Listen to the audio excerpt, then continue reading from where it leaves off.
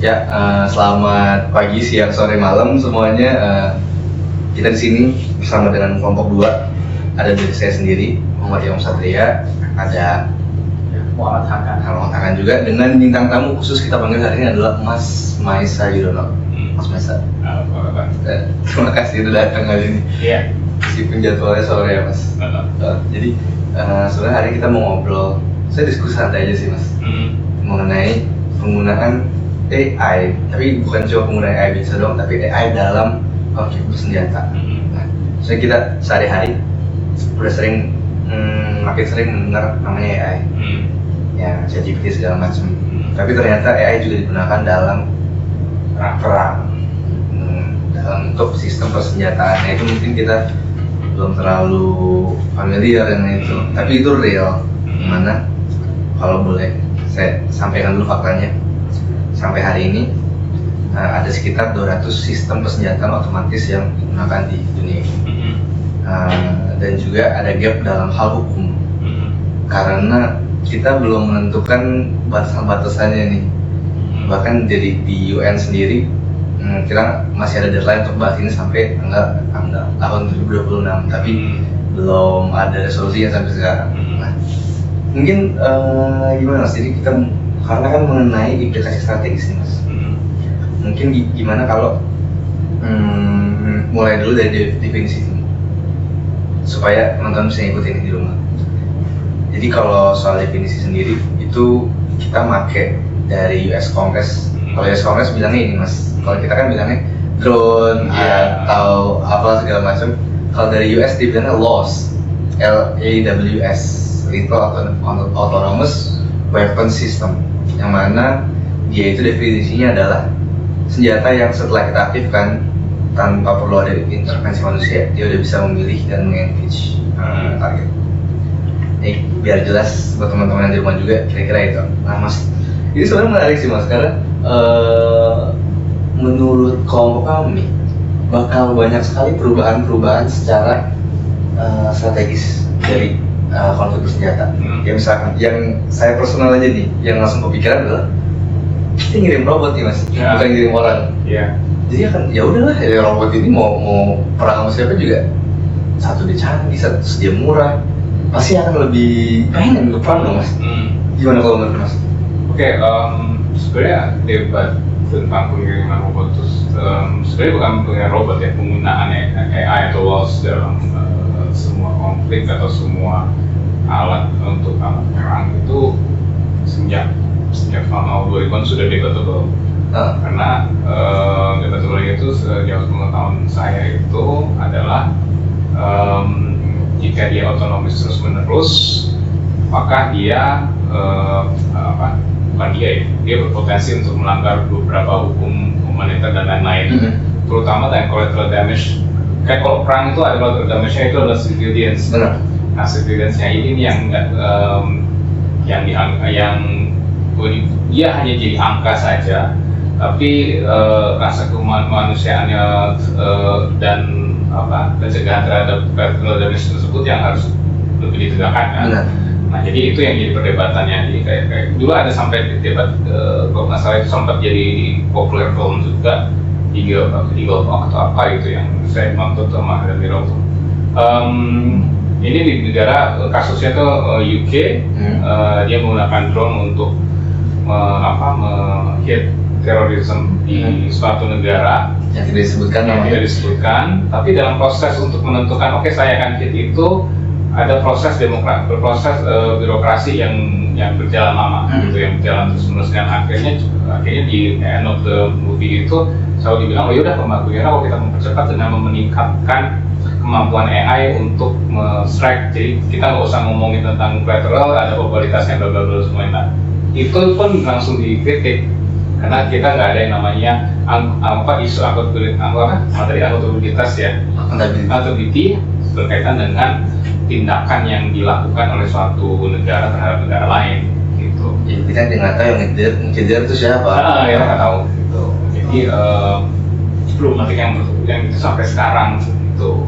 Tapi kalau menurut Mas mungkin nggak kalau negara jadi lebih pengen perang nih? Karena gampang Mas, tinggal kirim pesawat drone. Sama dia pemikiran terakhir Loss itu di Amerika Serikat tuh sudah sampai komparasi tentang penggunaan SDM kan. Dia langsung komparasi dengan waktu perang Irak ketiga atau Irak Afghanistan itu perlu sekitar 2.000 orang soldiers untuk melakukan serangan dengan menggunakan semua teknologi pada saat itu. Nah sekarang itu kalau misalnya ada loss itu cuma 20 orang aja. Iya. Gitu. Jadi ada upaya untuk mengefisiensikan dan mengefektifkan keberadaan AI atau loss tersebut. Nah problematiknya itu adalah di change-nya command-nya, yaitu di Amerika Serikat itu setahu saya itu sudah dibikin 9 sistemnya, tapi yang jadi problematik adalah siapa yang akan menentukan akan yes or no-nya. Jadi kan apakah itu akan bertumpu kepada satu misalnya personelnya, nah timbul pertanyaan personelnya itu adequate atau tidak untuk melakukan itu. Gitu. Paham atau tidak di situ tuh diskusinya ya, perdebatannya di United States gitu. Nah itu akan berbeda lagi kalau kita bergeser ke Pak. Jadi kan kalau gitu berarti masih banyak ranah-ranah yang belum tereksplor nih dalam penggunaan autonomous weapon system. Kan ini setahu saya banyaknya dari swasta mas yang mengembangkan. Mungkin nggak sih mas kalau dari swasta ini kan mereka berkompetisi untuk uang, untuk mencari profit. Bahaya nggak sih mas? Kayak mereka berkompetisi untuk membuat AI paling mutakhir semakin cepat, tapi karena kecepatan kompetisi ini malah jadinya belum benar-benar 100% aman, belum benar-benar 100% paten gitu. Oh itu, kalau di industri militer ya, yang itu menjadi pertanyaan klasik sebenarnya. Dari zaman dulu ya, dari mulai Lockheed Martin, McDonnell Douglas, ini konteksnya Amerika Serikat sebagai negara yang mempelopor AI, loss ya untuk militer. Jadi itu mereka sudah lama berdebat ya, gitu, nggak pernah. Mereka selalu berupaya bikin sistem yang sempurna. Jadi sekarang itu posisinya itu adalah semua perusahaan senjata ya, perusahaan industri senjata di Amerika Serikat itu memang lagi berlomba untuk membuat suatu software yang bisa sedemikian rupa menghimpun berbagai macam data. Jadi kayak big data dan bisa diproses dengan begitu cepat dan memberikan rekomendasi yang juga cepat. Itu goalnya mereka, sama membuat suatu sistem yang mengintegrasikan semua alutsista yang ada. Itu ada beberapa kayak namanya tuh kayak video perusahaan video game lah, itu ada yang namanya Android, ada yang Palantir, semuanya itu semua ada. Itu goalnya mereka di situ untuk membuat suatu sistem yang emang perfect. Tapi emang industrinya memang seperti itu kok di Amerika sih. Jadi mau dibilang itu sempurna, dia akan terus mencari penyempurnaan. Ongoing proses terus.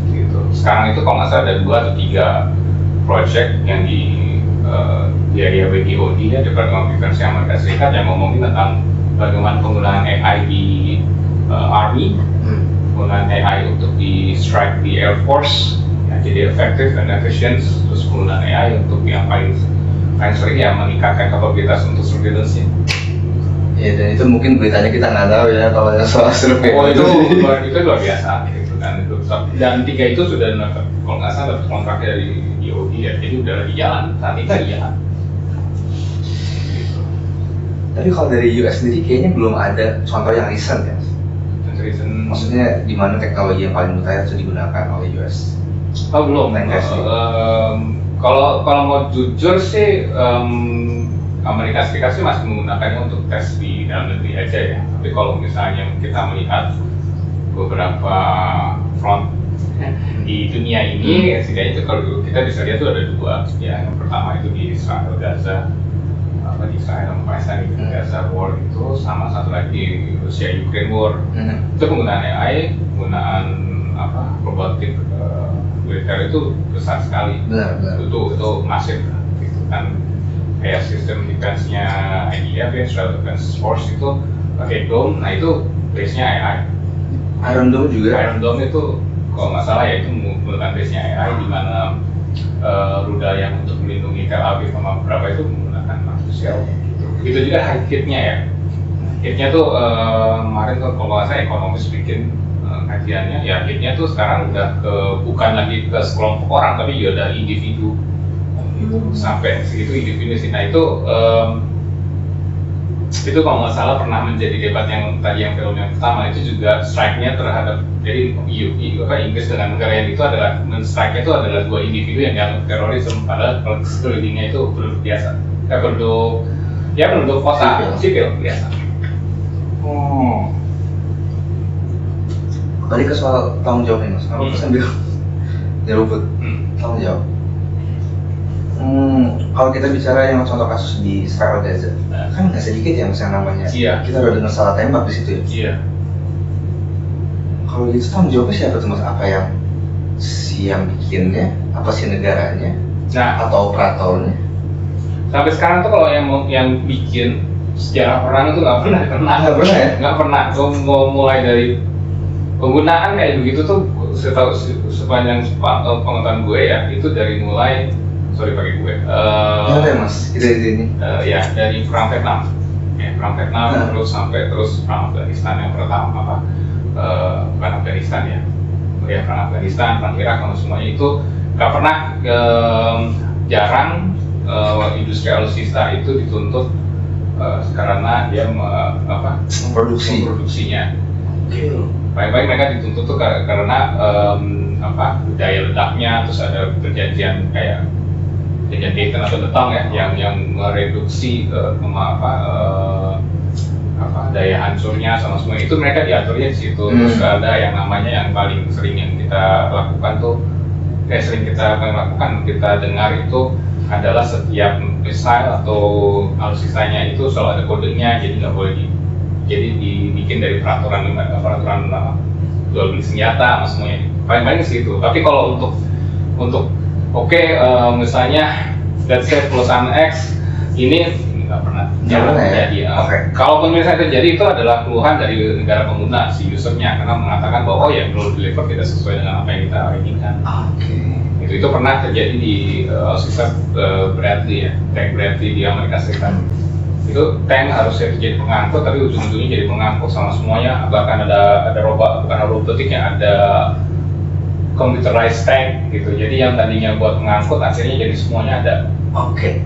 Akhirnya juga dibilang yang ditutup siapa ya yang ditutup desainnya gitu. Tapi itu pun juga sampai sekarang masih diproduksi kan. Saya selak dulu mas kalau sini. Berarti kalau misalkan saya sebagai negara nih, misalkan saya US, saya order drone dari Lockheed Martin misalnya. Ternyata saya discover drone ini ada bugs-nya.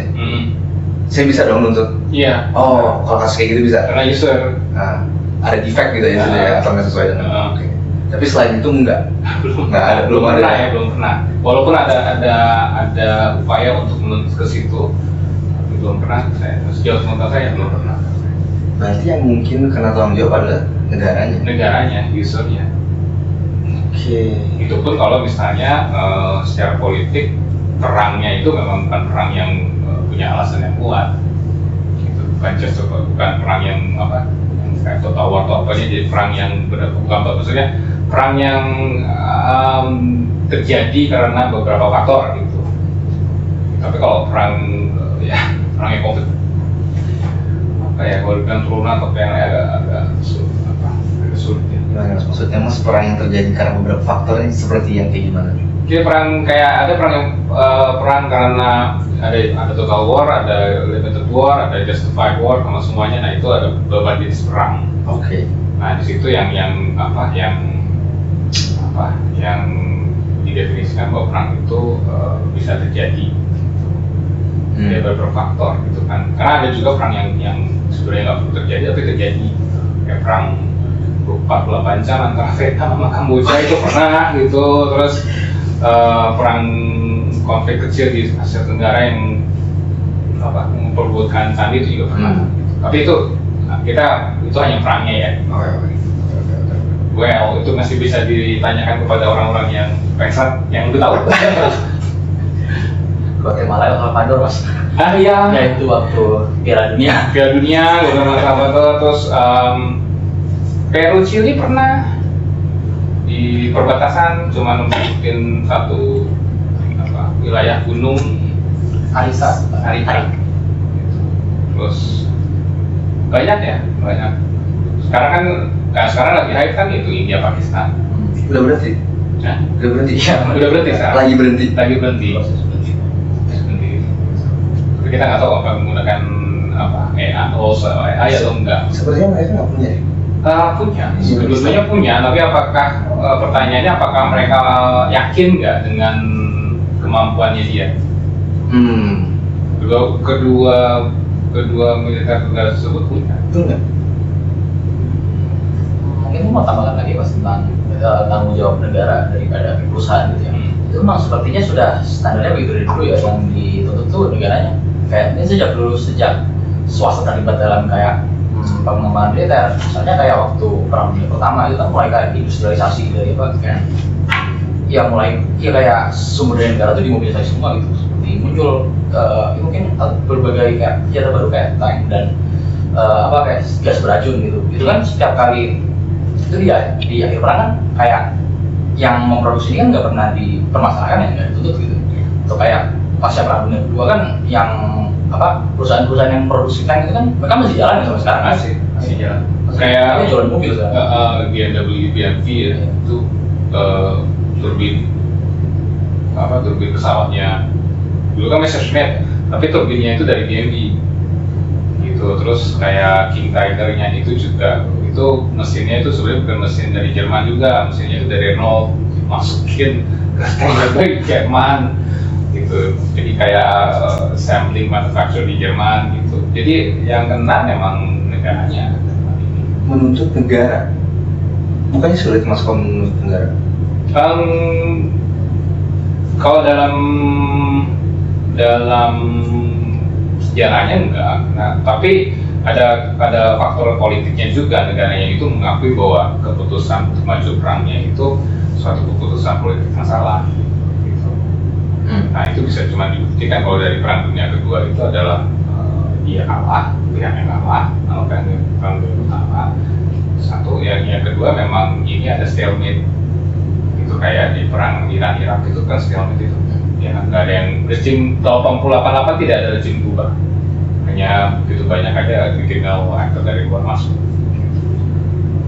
Maksudnya yang saya pengen coba sampaikan adalah kayaknya lebih gampang untuk personel daripada negara nih, Mas. Personel militer ya? Iya, jadi maksudnya apakah mungkin kita harus bergerak ke arah daripada sistem ini benar-benar otomatis, tapi ada human di dalam, masih ada faktor intervensi manusia dalamnya, meskipun akhirnya tidak akan menjadi 100% seefektif dulu ya. Apakah si manusia itu ada di situ untuk dia yang berusaha untuk menembak ataukah dia yang berusaha untuk berhenti menembak? Jadi jelas nih kalau ada yang terjadi war crimes, oh si dia nih yang nggak mau berhenti ya, atau oh ini komandernya yang terpaksa yang memaksa dia untuk melakukan itu. Bukannya yang lebih gampang gitu, Mas?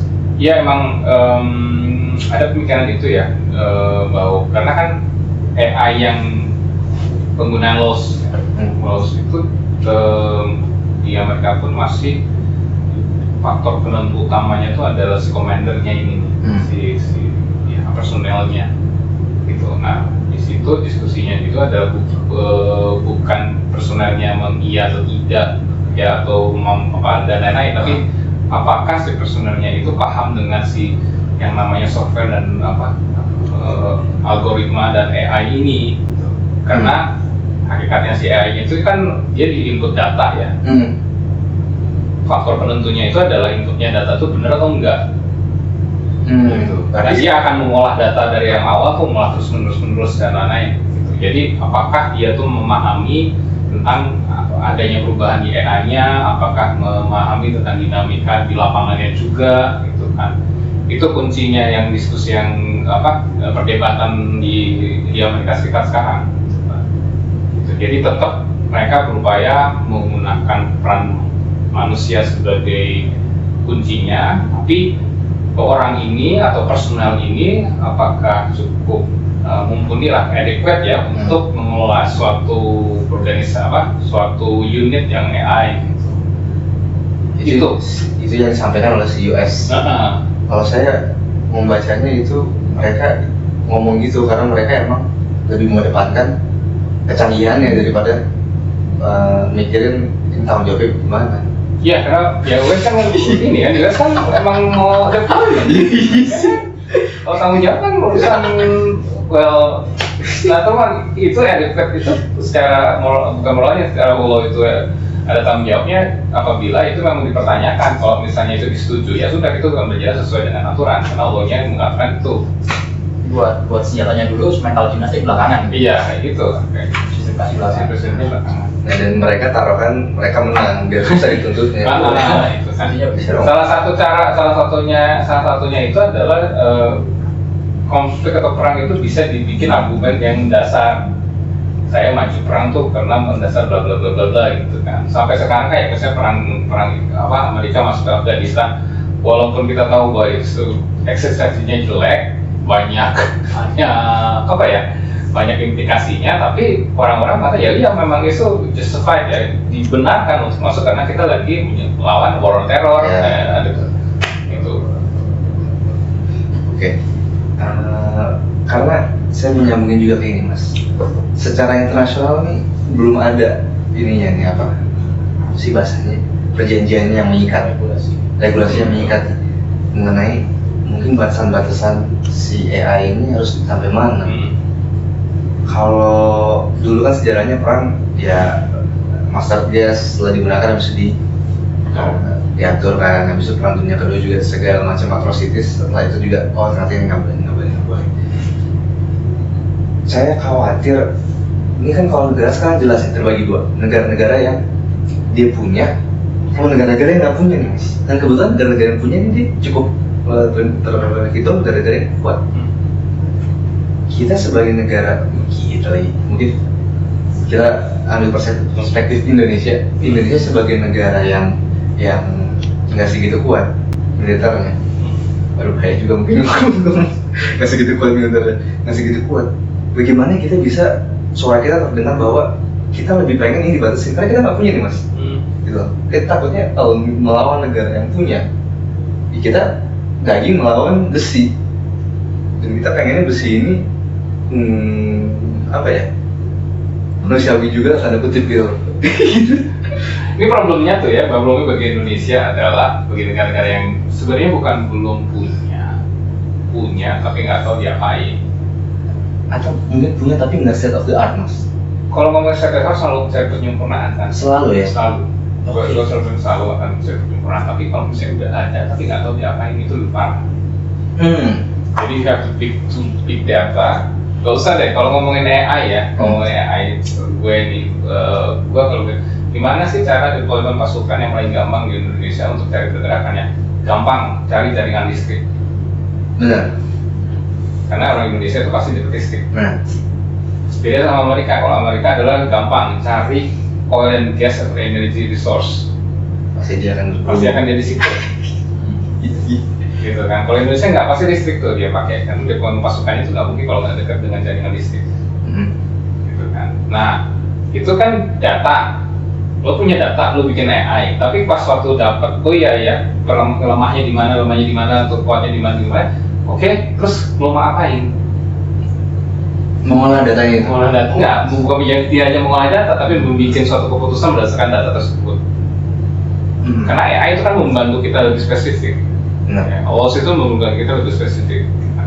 Sebagai pemain kayak gimana? Nah itu yang jadi problematik. Jadi bukan nggak punya, tapi gimana cara memanfaatkannya itu. Nah, balik lagi kalau misalnya kita tanda kutip memanusiakan AI-nya itu. Nah, gue paling mengacu kepada apa yang pernah diatur di dunia, yaitu kayak misalnya penggunaan gas, penggunaan bom curah, karpet bom ya, penggunaan naukom, bom yang gede, bom bensin, penggunaan ajau, penggunaan chemical bomb, semuanya itu semua diatur setelah terjadinya sesuatu. Itu semuanya diatur. nuklir betong yang dua antara Soviet sama Amerika Serikat itu diatur setelah adanya kita uji coba sama ada Hiroshima sama Nagasaki. Oke, kita atur Setelah si Oppenheimer stres. kan sampai dia sampai seumur hidup kan kasihan kan. Iya. Itu problematiknya kita, jadi terus kejadian dulu baru diatur. Nah sebenarnya kalau misalnya konteks sekarang penggunaan LOS atau AI itu udah jadi dua front kan yang besar, Rusia Ukraine sama Israel di Gaza. Nah cuman kan sampai sekarang belum nih ada satu negara ataupun pihak yang mau memberikan rumusan pembatasan atau regulasi tentang penggunaan AI dalam deployment military actions. Nah itu belum. Nah sekarang itu kalau ngeliat polanya tuh harus kejadian dulu. Itu ya sebenarnya kita dengarnya nggak enak ya mas. Iya. Sebagai masyarakat. Ini juga masalahnya nih karena ini kan yang dari posisi senjata ya, senjata dipakai negara besar manapun. Kalau urusan ini mah mau Amerika, Tiongkok atau Rusia, mereka pasti sepakat. Mas nih pertanyaan sampingan mas. Ini yang saya kepikiran semalam. Ini kan kalau militer tradisional itu kan personal manusia, sehingga dia bisa membentuk identitas dirinya gitu. Militer maskulin, macho, terus fisik gitu kan. Tapi kalau kita sekarang bergerak dari personal militer yang manusia menuju ke penggunaan robot dan artificial intelligence, mungkin nggak ada efeknya kepada identitas si militer itu sendiri. Karena kan aktornya berubah. Itu akan ditentukan oleh teknologi yang digunakan. Identitas itu teknologi yang digunakan. Jadi si drone-nya itu mewakili teknologi yang dikembangkan oleh negara tersebut. Kalau ngomongin identitas arminya, gitu. Tapi kalau ngomongin tentang identitas manusianya ya udah nggak ada. Iya dong. Udah dia raja gitu. Jadinya nanti gimana ya? Maksudnya kita kan punya persepsi ya soal militer itu bagaimana? Mungkin di suatu saat di masa depan akan berubah saat itu. Ya kan nanti kayak lo nonton film Gundam nggak? Nonton. Nah itu kalau lihat anime ya itu semua itu kan semua gue suka kenapa anime itu adalah kalau lihat Gundam lo nggak bisa memilah mana yang benar mana yang jahat, benar atau yang salah. Karena semuanya dilihat dari angle semua si pilotnya. Kan, pilotnya tuh gimana sih? Tapi lo lihat pada saat lihat Gundamnya itu adalah lo lihat Gundam bagaimana dia perang buru-buru amat, dia jebret aja udah deployment aja. Benar. Ya kan? Attachment dia terhadap yang di sana itu enggak. Kali cuman kasihan udah. Dan mungkin kasihannya berkurang mas, karena kan lawannya kita nggak bisa lihat langsung. Kalau saya Gundam nih, kan kita besinya bukan kuliah kan banyak besinya.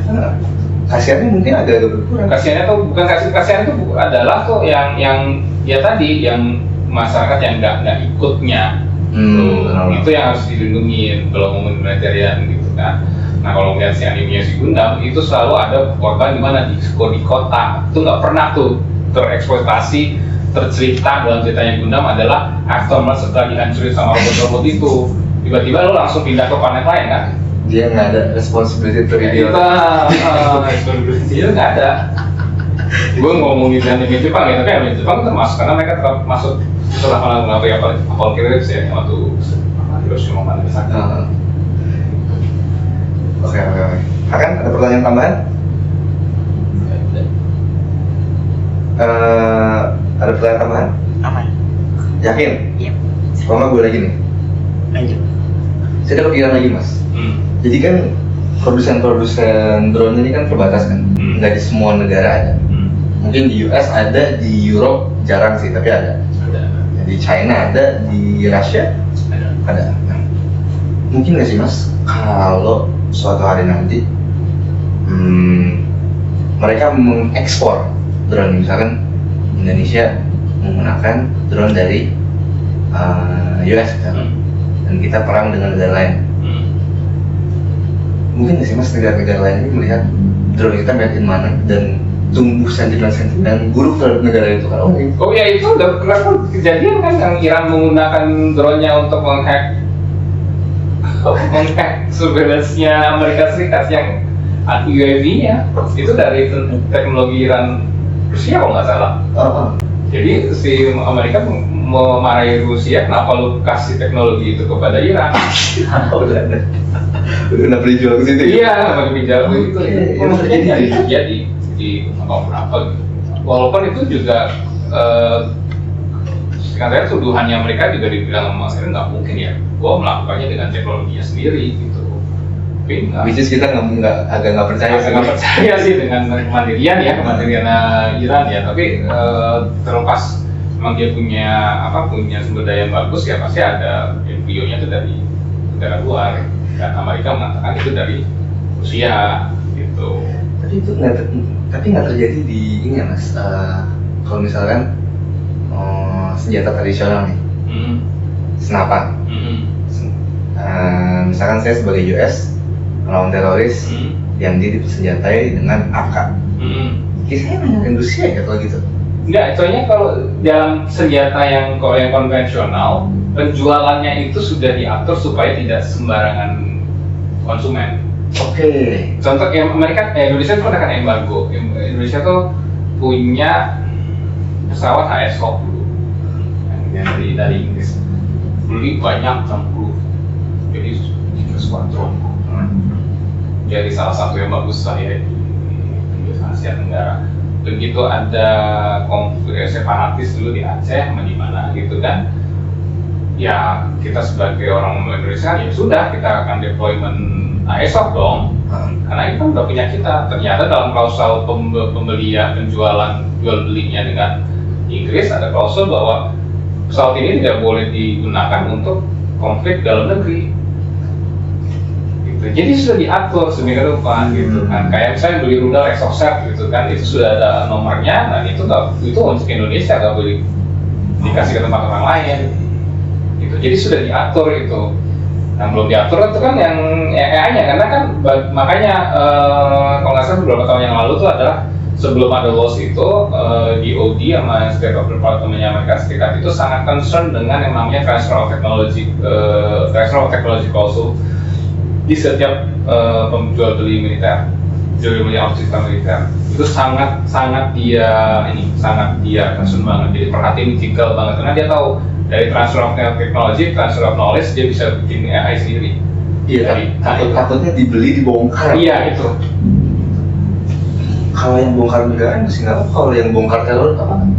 Ya, soalnya kan karena kan pasar gelap ya, pasar di luar negara itu kan berjalan.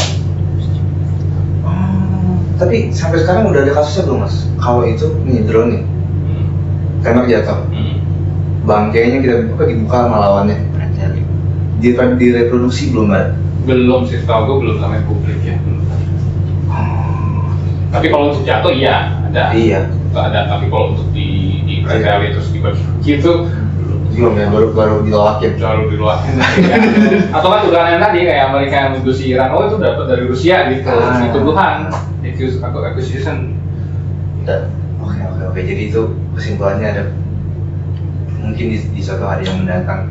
Jadi reverse engineer gitu ya, prediksi sama kaya-kayaan Bapak. Balon udaranya negara api kan? Iya, balon udara api jatuh, terus dia di produksi massal. Iya, benar. Tapi mungkin karena AI ada software-nya, ada hardware juga, mungkin lebih susah ya software-nya. Tapi kalau hardware-nya pasti bisa sih ya. Ya mungkin pakai bahan-bahan yang lebih. Kalau hardware tuh Indonesia udah bisa bikin. Cuma istilahnya itu yang jadi masalah. Istilah itu susah. Dan pasti mungkin mereka udah ada measure untuk ya dari gimana anti-tampernya lah, dan ada tangan tip. Oke. Kalau nggak salah itu Marinir Angkatan Laut. Marinir Angkatan Laut tuh punya program dulu ya. Atau sekarang tuh kayaknya kemarin sih lihat replikanya sih beneran, aslinya tuh udah ditaruh di Balitbang Kemhan gitu ya. Taruh aja gitu aja. Jadi mereka kalau untuk bikin itunya sudah bisa. Tapi untuk dia isinya hanya semuanya ke programnya, Indonesia belum bisa. Bukan belum bisa ya, istilahnya bisa tapi perlu suntikan lagi tambahan inovasi dari luar. Nah ini yang jadi masalah. Kita independen sama kita rezimnya itu independen soalnya. Industri strategis Indonesia kan selalu berusaha. pinginnya ada independen kan. kita kan produksi alutsista juga masih belum setinggi. Belum. Kita jadi kalau ngomongin AI itu kan juga harus lihat industri roadmap-nya si industri negara maju ya, harus tanya gitu kan. Setahu gua tuh rejim militer di Indonesia, rejim militer, rejim industri militer di dunia itu cuma 5 atau 6 yang kuat. US, Rusia, China, Prancis, Jerman ya, terus Polandia, Czechoslovakia juga lumayan. Kan. Itu punya kemandirian sendiri yang dibangun dari sendiri. Nah, Indonesia mau kayak gitu, tapi ya itu ada keterbatasan di saat dia berupaya untuk meramu dari tempat yang lain, dia terhambat dengan hukum lah, terhambat dengan sumber dayanya, gitu kan. Kayak misalnya plat bajanya Indonesia kan Krakatau Steel itu susah untuk bikinnya, plat baja buat kanser dulu. Jangan pindah dulu. Kanser dulu. Step by step. Bener sih, dianya bener Krakatau Steel itu diserang, karena kan nanti kan masuk pelabuhan langsung dikirim langsung ke Bandung, PT DI, kalau pindah pakai kereta ke daerah Jawa Timur kan, benar. Tapi kapasitas semua industrinya itu memang terbatas. Ya kayaknya kalau Indonesia masih jauh sih untuk bisa. Dan nggak mungkin juga itu kulitnya drone dipakai kita produksi sama Krakatau Steel kan kayaknya bukan steel ya itu. Bukan, itu titanium ya. Which is kita belum. Iya. Yakin nggak percaya lagi? Nggak kayaknya. Oke. Udah mas, kayaknya obrolannya sudah cukup panjang dan cukup seru juga. Iya. Mungkin kesimpulan sedikit buat pemirsa. Jadi intinya dari pembicaraan ini, AI dalam persenjataan ini masih dalam fase yang wild west. Jadi semuanya berfokus ke kapabilitas, tapi kita belum memikirkan tanggung jawabnya gimana. Dan sayangnya mungkin perlu ada kejadian dulu di suatu hari nanti gitu. Seperti misalkan kejadian bom nuklir dulu, sehingga bom nuklir itu dibatasi. Kalau melihat ininya ya, melihat polanya, sejarahnya, bisa aja kan. Ya.